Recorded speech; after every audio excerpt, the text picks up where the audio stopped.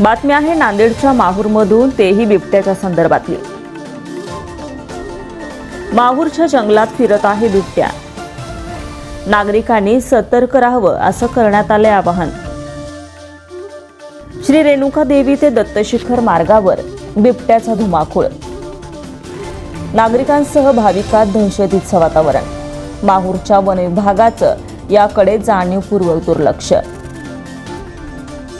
माहूरगडावरील श्री रेणुका देवी मंदिर रस्त्यावर रात्री 10 वाजता बिबट्या दिसल्यानं भाविकांमध्ये भीतीचं वातावरण पसरलंय। भाविकांनी हा व्हिडिओ काढून सोशल मीडिया व्हॉट्सअपवर व्हायरल करून या बिबट्याचा बंदोबस्त करण्याची मागणी केली असून माहूर वन विभागाकडे कुठलीही यंत्रणा नसल्यानं बिबट्याचा वावर वाढला असून एखाद्या भाविकांवर जीवघेणा हल्ला होण्याआधी माहूर आणि वन विभागाने या बिबट्याला जेरबंद करावं अशी मागणी नागरिकांसह भाविक भक्तातून केली जाते।